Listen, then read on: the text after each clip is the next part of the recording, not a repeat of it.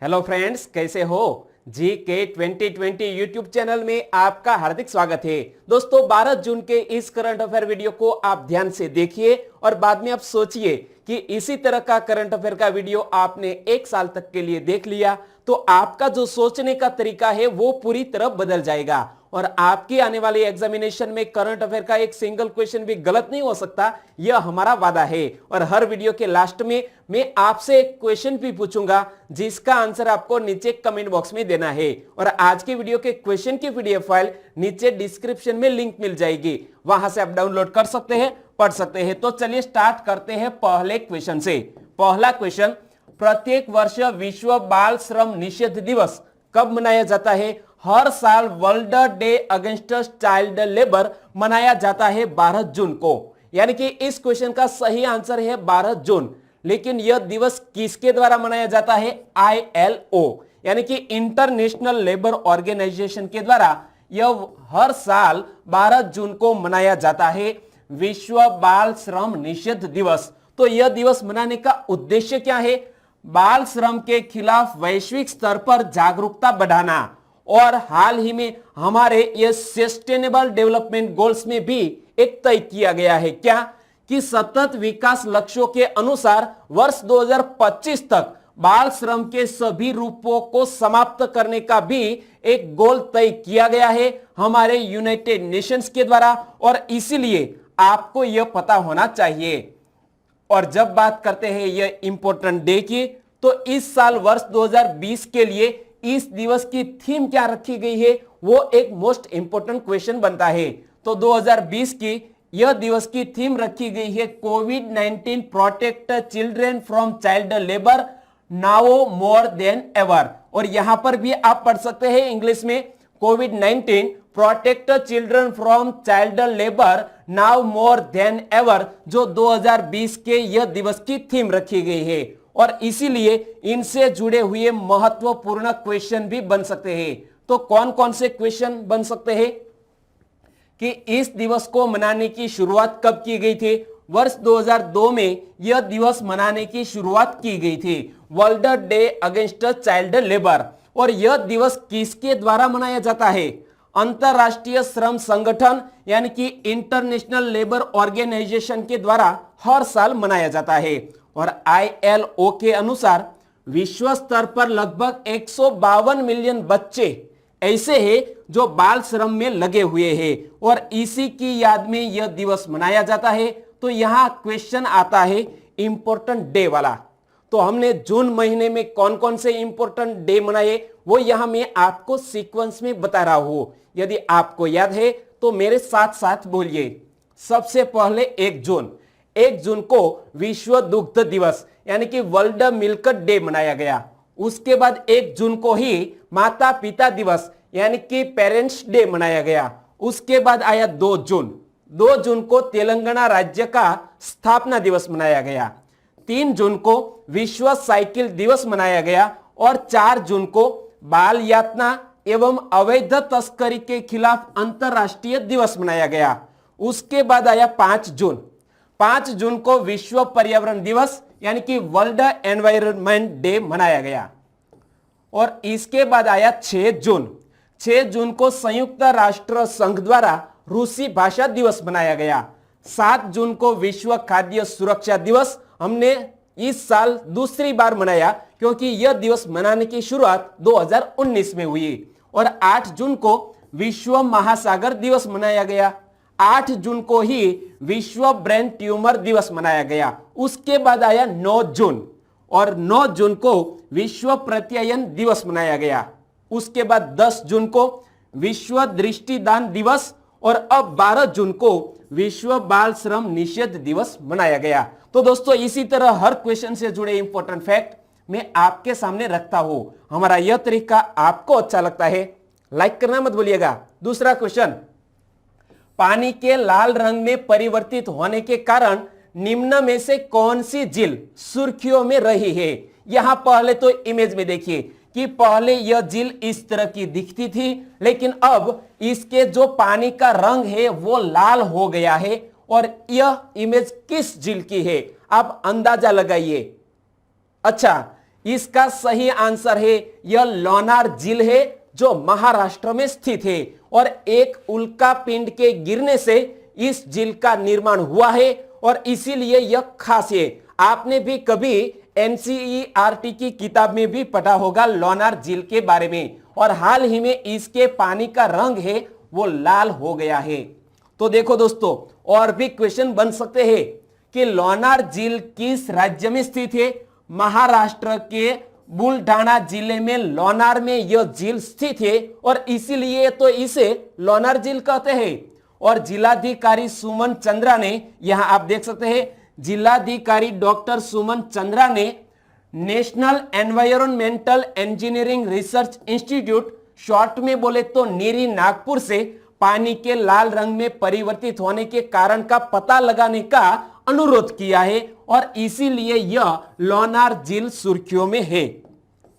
और जब बात करते हैं लोनार झील की तो यह एक क्रेटर झील है, यानी कि क्रेटर लेक है और इसका निर्माण प्लीस्टोसीन काल में उल्का पिंड के गिरने से हुआ था जो 1.85 किमी के व्यास एवं 500 फीट की गहराई के साथ बेसाल्टिक चट्टानों से निर्मित है और इस झील का पानी खारा एवं क्षारीय दोनों है। तो इतने फैक्ट आपको याद रखने हैं जो लोनार झील से जुड़े हुए हैं। तीसरा क्वेश्चन, हाल ही में सुर्खियों में रहे शब्द आई फ्लोज के मामले में सही विकल्प क्या है। आई फ्लोज के मामले में सही विकल्प है अत्याधुनिक एकीकृत बाढ़ चेतावनी प्रणाली, जिसका नाम दिया गया है आई फ्लो और जो मुंबई से संबंधित है। यानी कि इस क्वेश्चन का सही आंसर है आई फ्लो। लेकिन इसके मामले में मैं आपको आगे बताऊं तो हाल ही में पृथ्वी विज्ञान मंत्रालय द्वारा मुंबई शहर में बाढ़ की तीव्रता को कम करने के लिए अत्याधुनिक एकीकृत बाढ़ चेतावनी प्रणाली आई फ्लोज मुंबई को विकसित किया गया है। और यहां आप देख सकते हैं, तो बाढ़ से बचने के लिए यह हाल ही में आई फ्लोज मुंबई हाल ही में लॉन्च किया गया है और इसीलिए यह सुर्खियों में है मुंबई। और यहां मैं इस चेतावनी प्रणाली की बात करूं तो आई फ्लोज मुंबई को एक मॉड्यूलर संरचना पर बनाया गया है और मुंबई एक द्वीपीय शहर है जिसकी कनेक्टिविटी समुद्र के साथ ही है और इसीलिए शहर पर ज्वार एवं तूफान के प्रभाव को कम करने में इस प्रणाली से मदद मिल सकेगी और इसीलिए आई फ्लो का संबंध है मुंबई से। और जब बात करते हैं मुंबई की तो हमारे देश की आर्थिक कैपिटल भी कहा जाता है मुंबई को। और मुंबई बोले तो महाराष्ट्र की राजधानी।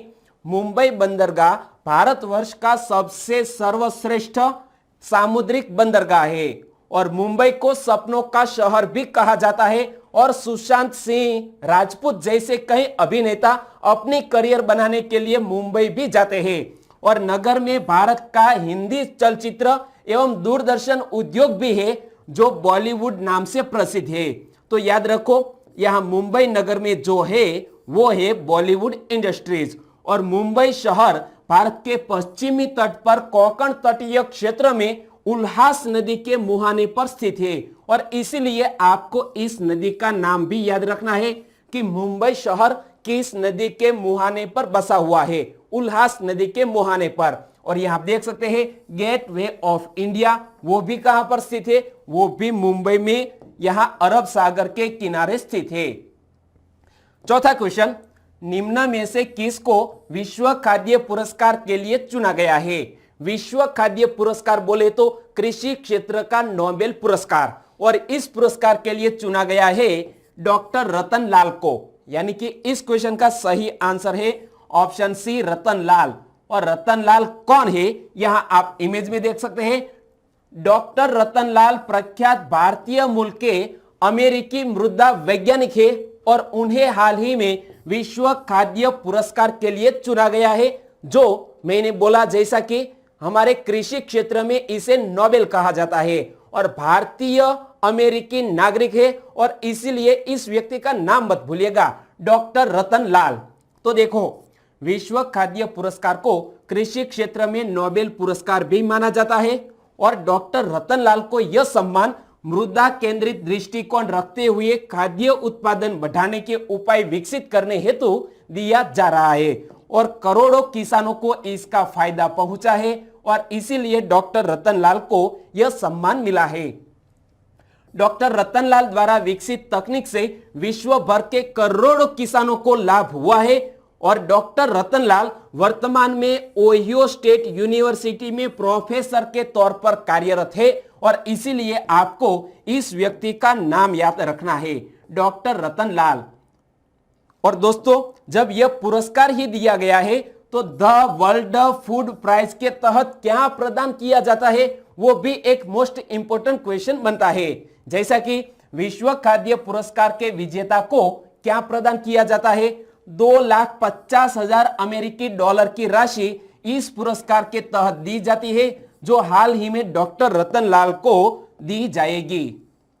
5वां क्वेश्चन, हाल ही में साहो जोधा ऑनलाइन प्लाज्मा नेटवर्क किसने शुरू किया है? तो कोविड-19 के इलाज के लिए जिस तरह प्लाज्मा थेरेपी का यूज किया जाता है और इसी तरह साहो जोधा ऑनलाइन प्लाज्मा नेटवर्क की शुरुआत बांग्लादेश की सरकार ने की है।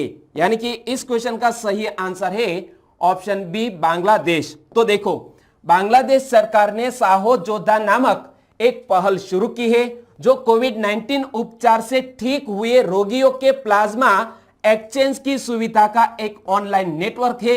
यानी कि जो व्यक्ति कोविड-19 से ठीक हो गया है वो अपनी प्लाज्मा अन्य व्यक्ति को दे सकता है और दूसरे व्यक्ति को ही ठीक कर सकता है। जब इस तरह की बात हुई है बांग्लादेश के बारे में, तो पहले तो यहां आप मैप में देखिए कि एक तरफ यहां पर सटा हुआ है पश्चिम बंगाल और पश्चिम बंगाल से यहां पर है यह बांग्लादेश। बांग्लादेश की कैपिटल का नाम क्या है? ढाका। और बांग्लादेश की करेंसी का नाम क्या है? टका। बांग्लादेश के वर्तमान राष्ट्रपति कौन है? अब्दुल हामिद। और बांग्लादेश की वर्तमान प्रधानमंत्री है शेख हसीना। तो दोस्तों, इतने फैक्ट आपको हमेशा के लिए याद रखने चाहिए। 6ठा क्वेश्चन, हाल ही में नीलगिरी वन प्रभाग द्वारा किसकी जनसंख्या का प्रथम अनुमानित अभ्यास किया गया? तो कल ही हमने एशियाटिक लायन की जनसंख्या के बारे में पढ़ा, लेकिन आज हम पढ़ रहे हैं नीलगिरी वन विभाग द्वारा जनसंख्या, जिसका नाम है भारतीय गौर। भारतीय गौर की जनसंख्या का प्रथम अनुमानित अभ्यास किया गया है। यानी कि इस क्वेश्चन का सही आंसर है भारतीय गौर, जो यहां आप इमेज में भी देख सकते हैं भारतीय गौर को। तो देखो, नीलगिरी वन प्रभाग के अनुमानित आकलन के अनुसार पूरे मंडल में 2000 से अधिक भारतीय गौर निवास करते हैं और एक सप्ताह की अवधि में विभाग के कर्मचारियों तथा स्वयं सेवकों द्वारा 794 गौरों को प्रत्यक्ष रूप से देखा गया और इसीलिए नीलगिरी में जो स्थित है यह भारतीय गौर, इसकी जनगणना की गई है। और जब बात करते हैं भारतीय गौर की, तो इसका स्थानिक नेम क्या है? गौर। लेकिन इसका साइंटिफिक नेम क्या है? तो यहां आप देख सकते हैं बोस गोरस। और वर्तमान समय में इसकी सबसे अधिक आबादी भारत में पाई जाती है, इसीलिए इसका नाम मत भूलिएगा और यह पाया जाता है नीलगिरी में।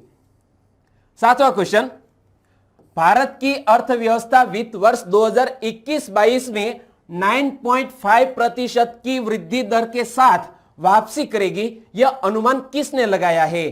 तो बहुत ही अच्छी बात है कि भारतीय अर्थव्यवस्था है जो वर्ष 2021-22 में 9.5% के लिहाज से फिर से वापसी कर सकती है और यह अनुमान लगाया है एक रेटिंग एजेंसी जिसका नाम है फिच रेटिंग्स। यानी कि इस क्वेश्चन का सही आंसर है ऑप्शन ए, फिच रेटिंग्स। तो देखो दोस्तों, वैश्विक रेटिंग एजेंसी फिच रेटिंग ने अनुमान लगाया है कि अप्रैल 2020 से शुरू होने वाले चालू वित्त वर्ष में भारत की जीडीपी वृद्धि दर 5% पर आ जाएगी।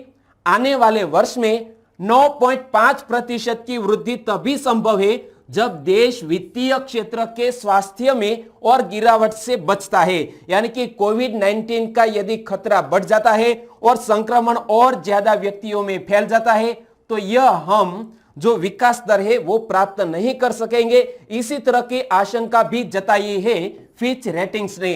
तो फिच रेटिंग्स की स्थापना कब हुई? 1914 में। और फिच रेटिंग्स के स्थापक कौन है? John Knowles Fitch. और फिच रेटिंग्स का हेडक्वार्टर कहां स्थित है? अमेरिका के न्यूयॉर्क में। और क्रेडिट रेटिंग एजेंसी एक किस्म की कंपनी होती है जो क्रेडिट रेटिंग प्रदान करती है, और इसी तरह की यह जिस तरह मूडीज है तो इसी तरह ही यह फिच रेटिंग्स एक रेटिंग एजेंसी है। 8वां क्वेश्चन, केसर और हिंग का उत्पादन बढ़ाने के लिए हिमाचल प्रदेश के कृषि विभाग ने किसके साथ साझेदारी की है?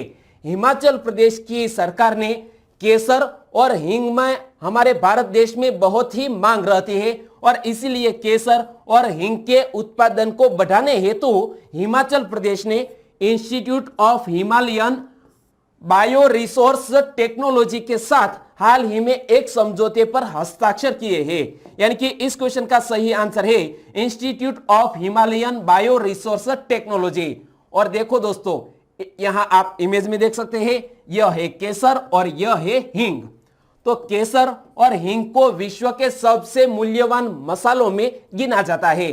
भारत में केसर की वार्षिक मांग करीब 100 टन है, किंतु हमारे देश में इसका औसत उत्पादन लगभग 5 से 7 टन ही संभव हो पाता है, 6 से 7 टन। और 1200 मीट्रिक टन कच्ची हिंग अफगानिस्तान, ईरान और उज्बेकिस्तान जैसे देशों से आयात करता है, और इसीलिए हिमाचल ने यह कदम उठाया है कि केसर और हिंग के उत्पादन को बढ़ाया जाए। और इस साझेदारी के तहत हिमालय जैव संपदा प्रौद्योगिकी संस्थान, शॉर्ट में बोले तो IHBT, किसानों को तकनीकी जानकारी मुहैया कराने के साथ साथ राज्य की कृषि विभाग के अधिकारियों एवं किसानों को भी प्रशिक्षित भी करेगा, और इसीलिए यह इंस्टीट्यूट है वो सुर्खियों में है। लेकिन यह institute of Himalayan bio research technology कहां पर स्थित है? हिमाचल प्रदेश के पालमपुर में यह इंस्टीट्यूट स्थित है। और यहां हम बात करते हैं अब 9वें क्वेश्चन की। पर ड्रॉप मोर क्रॉप किसके माध्यम से जल उपयोग दक्षता पर केंद्रित है?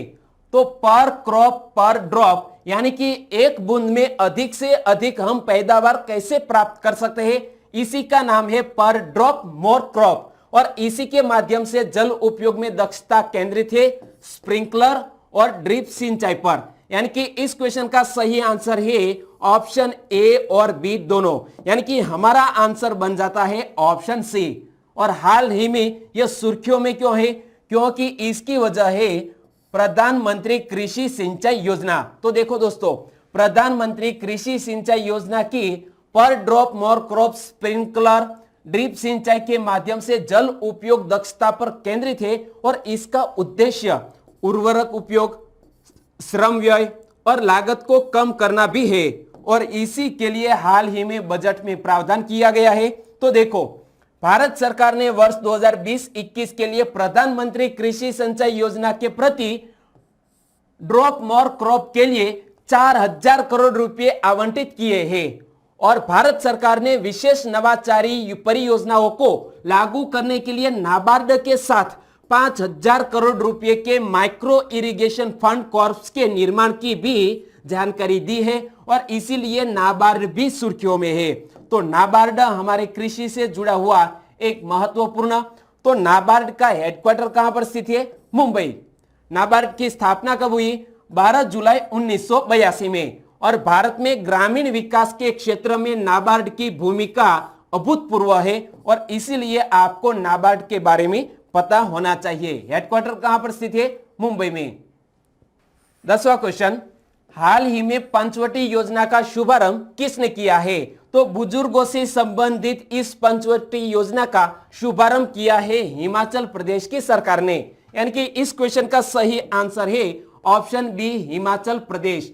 तो देखो दोस्तों, हिमाचल प्रदेश सरकार चालू वित्त वर्ष में राज्य में ऐसे 100 पार्क खोलने पर विचार कर रही है, और पंचवटी योजना बुजुर्ग लोगों को इन पार्कों और उद्यानों में टहलते हुए अपने खाली समय बिताने का एक अवसर प्रदान करना चाहती है, और इसीलिए हिमाचल प्रदेश ने पंचवटी योजना को हाल ही में लॉन्च करने की योजना बनाई है।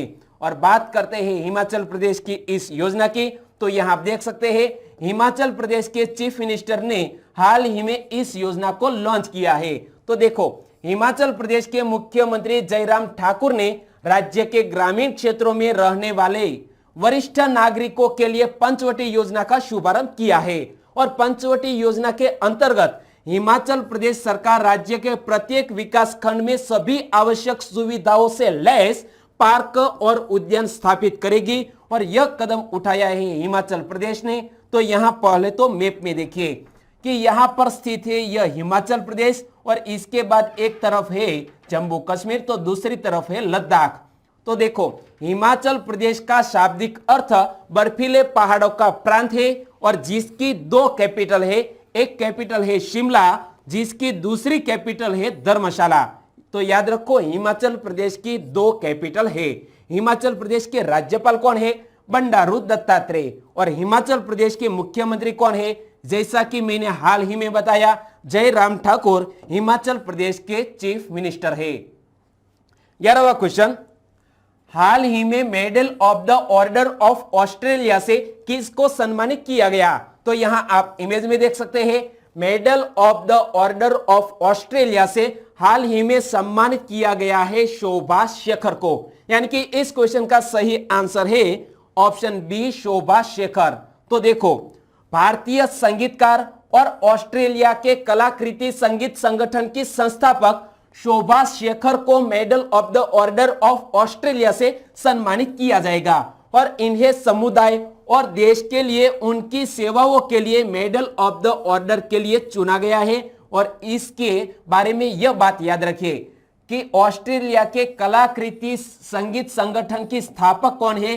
तो नाम मत भूलिएगा इस महिला का, जिसका नाम है शोभा शेखर। और इसी को यह सम्मान जब दिया जाएगा तो इस सम्मान के बारे में भी कुछ हम जान ले। तो पहले तो यहां आप इस सम्मान को देखिए कि medal of the order of Australia, तो ऑस्ट्रेलिया में समुदाय या वैश्विक अथवा घरेलू स्तर पर किए गए उत्कृष्ट योगदान करने वाले व्यक्तियों को यह सम्मान मिलता है। और हाल ही में शोभा शेखर को यह सम्मान प्राप्त हुआ है। किसके द्वारा? ऑस्ट्रेलिया के द्वारा। तो पहले तो यहां आप मैप में देखिए कि यहां से ऊपर है उत्तर गोलार्ध और नीचे है दक्षिण गोलार्ध। हमारा इंडिया है वो उत्तर गोलार्ध में स्थित है, और ऑस्ट्रेलिया जो दक्षिण गोलार्ध में स्थित है, जिसकी कैपिटल का नाम है कैनबरा। ऑस्ट्रेलिया की करेंसी है ऑस्ट्रेलियन डॉलर, और ऑस्ट्रेलिया के प्रधानमंत्री है स्कॉट मॉरिसन। तो इतने फैक्ट तो आपको याद ही होंगे। और अब बात करते हैं 12वें क्वेश्चन की। हाल ही में जगेश मुकाती का निधन हो गया, वे कौन थे? यहां आप इमेज में देख सकते हैं, ये व्यक्ति है जगेश मुकाती, जो एक बहुत ही अच्छे टेलीविजन अभिनेता थे। और सांस की बीमारी की वजह से हाल ही में जगेश मुकाती का निधन हो गया है। यानी कि इस क्वेश्चन का सही आंसर है ऑप्शन सी, टेलीविजन अभिनेता। तो देखो दोस्तों, टेलीविजन अभिनेता जगेश मुकाती का सांस लेने की समस्या के चलते हुए निधन हो गया। वे अभिनेता का अमित और श्री गणेश जैसी टीवी शो में काम करने वाले एक प्रसिद्ध अभिनेता थे। और इसके अलावा उन्होंने 2014 में बॉलीवुड की परिणीत चोपड़ा और सिद्धार्थ मल्होत्रा अभिनीत फिल्म हंसी तो फंसी में भी अभिनय किया था। लेकिन सांस की बीमारी की वजह से इस अभिनेता का हाल ही में निधन हो गया है। और बात करते हैं इसी अभिनेता के बारे में, तो जगेश मुकाती ने कई लोकप्रिय गुजराती टीवी शो के साथ साथ फिल्मों में भी काम किया, और वे गुजराती थिएटर में भी खास से लोकप्रिय थे, जिसका हाल ही में निधन हो गया है। 13वां क्वेश्चन, एम्पपेस ने संपर्क रहित एटीएम निकासी सक्षम बनाने के लिए किसके साथ भागीदारी की है? तो एम्पपेस ने हाल ही में मास्टर कार्ड के साथ साझेदारी की है। इस तरह की साझेदारी कि एटीएम में आप क्यूआर कोड स्कैन कर सकते हैं और अपने मोबाइल में एप्लीकेशन खोलकर एटीएम से निकासी नकद आहरण कर सकते हैं। और इसी तरह की हाल ही में साझेदारी की गई है मास्टर कार्ड के साथ। यानी कि इस क्वेश्चन का सही आंसर है ऑप्शन ए, मास्टर कार्ड। तो देखो इस साझेदारी के अंतर्गत मास्टर कार्ड एम्पपेस को मास्टर कार्ड द्वारा संचालित एटीएम कार्डलेस एटीएम लॉन्च करने में सहायता करेगी। और इस पहल के माध्यम से उपयोगकर्ता एटीएम में बिना क्रेडिट या डेबिट कार्ड डाले पैसा निकाल सकते हैं। और इसी तरह का कदम क्यों उठाया गया? क्योंकि एटीएम के जरिए ही कोविड-19 का संक्रमण फैल सकता है और इसी से बचने के लिए यह बहुत ही अच्छा कदम उठाया गया है। तो आप एटीएम में इस एप्लीकेशन के जरिए कैसे पैसे निकाल सकते हैं, 4 स्टेप है वो मैं यहां आपको बता रहा हूं। तो इस 4 सरल कदमों के जरिए निकासी करने में सक्षम बनाएगी यह ऐप। पहले तो बैंकिंग ऐप को आपको खोलना है और एटीएम पर जाकर क्यूआर कोड है उसको स्कैन करना है।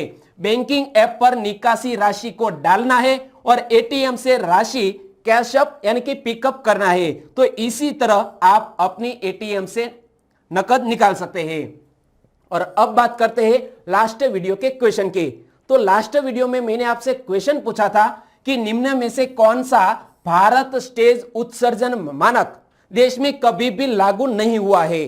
तो हाल ही में अप्रैल 2020 तक हम BS4 मानक में थे, लेकिन अब हम सीधे पहुंच गए हैं BS6 में, यानी कि BS6 अब लागू हो गया है और BS4 अब आउट हो गया है। लेकिन भारत में कभी भी BS5 मानक लागू नहीं हुआ, यानी कि इस क्वेश्चन का सही आंसर था ऑप्शन सी BS5। और इसका सही आंसर दिया है हर्ष अंतानी जो सूरत से है, मेर शीतल नवागाम गुजरात से, अवनीश यादव उत्तर प्रदेश के आजमगढ़ से, तो वनकर नितिन कुमार है अहमदाबाद से जो डेली करंट अफेयर में वीडियो देखते हैं और लास्ट में क्वेश्चन का आंसर भी देते हैं।